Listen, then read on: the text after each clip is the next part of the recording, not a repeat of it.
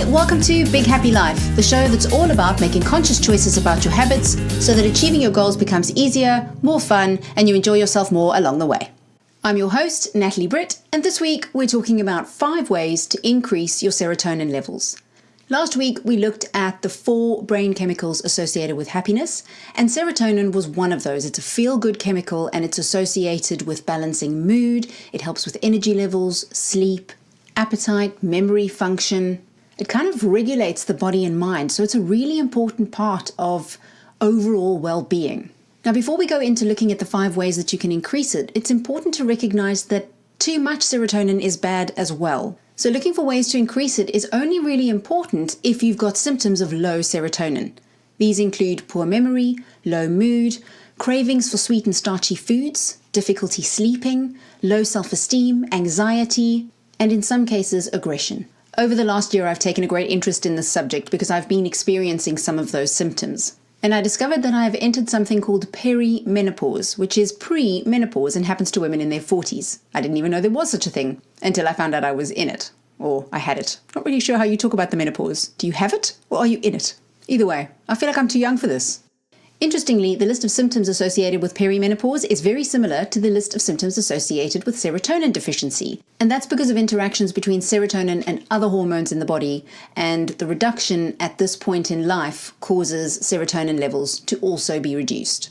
Anyway, the point is, serotonin levels can drop for a variety of reasons. And when it comes to the 5 things we're going to talk about in this episode, the reasons aren't really that important. None of these things is harmful, so even if it turns out that the reasons you're experiencing these symptoms are not related to serotonin, you won't do yourself any harm by taking up any of the 5 things I'm going to recommend today. Before we look at 5 of the ways you can increase serotonin, let's just cover some of the basics so that the 5 things that increase serotonin actually make sense when you hear them. The first thing to know is that although serotonin is classed as a neurotransmitter, it can also act as a hormone, and 90% of it is produced in the gut. One of the main building blocks of serotonin is something called tryptophan. Now, the body can't make its own tryptophan, so that has to come in through our diet. But in order to facilitate the chemical reactions that turn tryptophan into serotonin, you need vitamin B and vitamin D. And a whole host of other molecules, but those are the 2 we focus on as part of this podcast. Okay, so that's all we're going to cover as far as the sciencey part is concerned. With that information, you'll have everything you need to make sense of the 5 recommendations that I'm going to make. And we're ready to dive in. The first habit that will help increase or level out your serotonin levels is to sleep for between 7 and 8 hours every single night. While you're asleep, your brain carries out basically housekeeping. It gets flooded with cerebrospinal fluid, which then kind of clears out all the waste proteins and basically the plaque that builds up in the brain throughout the day. A bit like it is on your teeth. It's actually believed that that buildup of plaque is one of the causes of Alzheimer's disease. So that's another reason to get some great sleep. Another thing that happens during sleep is that the brain converts existing levels of serotonin into melatonin, which is the main hormone needed for sleep. So not only does sleep actually help the brain perform in a way it needs to in order to produce and use serotonin effectively, it then also helps it use the serotonin that it has made to help you sleep better. So good sleep should lead to more good sleep. So that's tip 1, sleep for 7 to 8 hours every night. The second tip is to eat a brain-healthy diet. The brain is believed to be approximately 60% fat, so it makes sense that fatty acids will form a really important part of a brain-healthy diet. And as you've probably heard many times before, omega-3 fatty acids are some of the most important for a brain-healthy diet.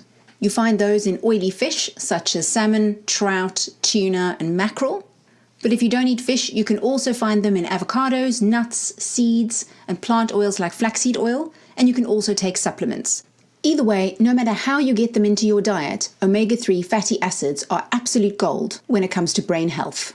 The next thing to include in your brain-healthy diet is green leafy veg such as spinach. Spinach is a great source of tryptophan, which we already know is one of the building blocks for synthesizing serotonin, so we need that. And spinach is also a fantastic source of iron, so it helps keep your blood cells healthy, which is essential for energy levels.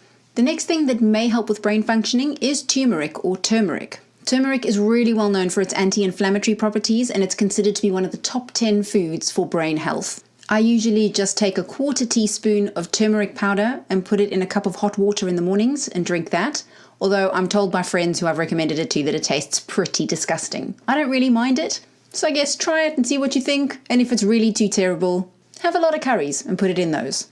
The next key element of a brain healthy diet is water. The brain is 85% water. Now you may be wondering, hang on a minute, didn't you just say the brain was 60% fat? So how can it be 85% water? While the brain is in the body and functioning, it's 85% water. But when a brain is removed after death and dried out, 60% of the dry mass is made up of fat. So both numbers are correct, but they're measured differently. Thanks to Angela S. Bryant at angelasbryant.com for explaining that. And the final recommendation for a brain healthy diet, specifically with serotonin in mind, is dark chocolate. Hooray! We get to keep something nice. Dark chocolate contains tryptophan, which we know is a building block of serotonin, so that's one of the reasons why it's included here as something that it's worth having as part of your brain healthy diet. There are loads more foods that contribute to brain health, but because we're looking specifically at serotonin, we'll leave it there for this one. Tip number 3, when it comes to increasing serotonin levels naturally, is to increase your levels of vitamin D. Vitamin D helps the body make, release, and use serotonin in the brain. Vitamin D plays a really important part in synthesizing serotonin because it activates an enzyme that's needed to turn tryptophan into serotonin. To increase your levels of vitamin D, you need time in the sun. If, like me, you live somewhere with rubbish weather, that's not always the easiest thing to do, but if you can get out for between 10 and 30 minutes every day and just experience natural light, that's a great way to keep your vitamin D levels topped up.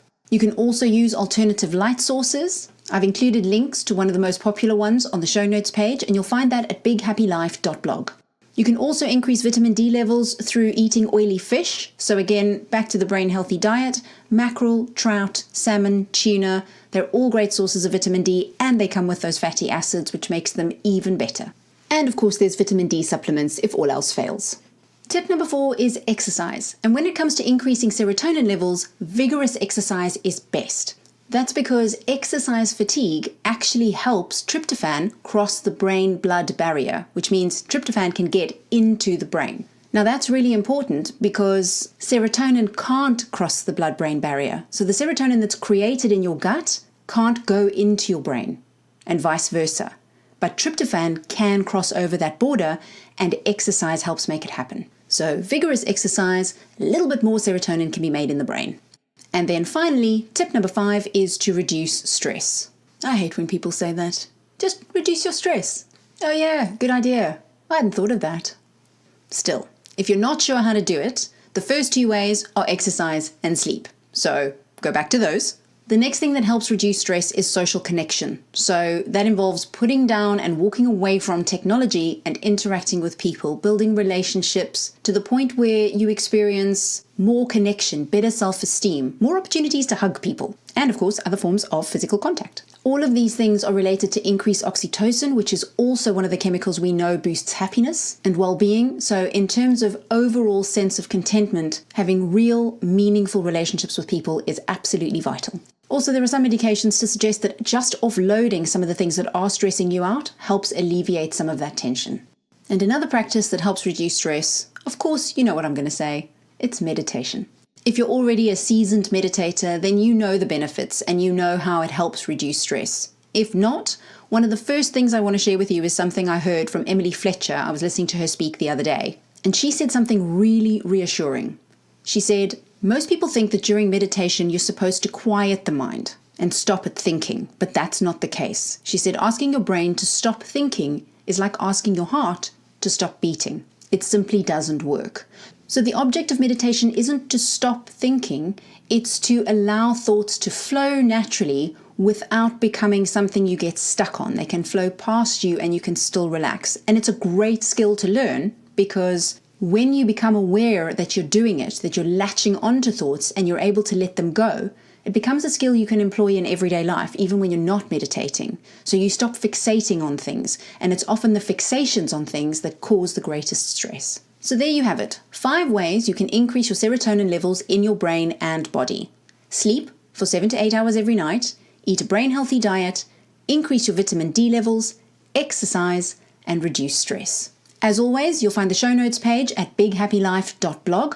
Also on the show notes page this week is a free downloadable guide that includes 6 tips to help you get better sleep. So if sleep is the thing you want to improve based on what you've heard today, head over to bighappylife.blog and download it. While you're there, feel free to leave comments and questions. I would love to hear from you. But one thing I really must stress before I go, is that I am not a doctor. The information I've shared with you is based on my own research and experience, so do feel free to comment and ask questions. But if you're in need of medical advice, of course the best person to talk to is your doctor. That's all for this week. Thanks for listening.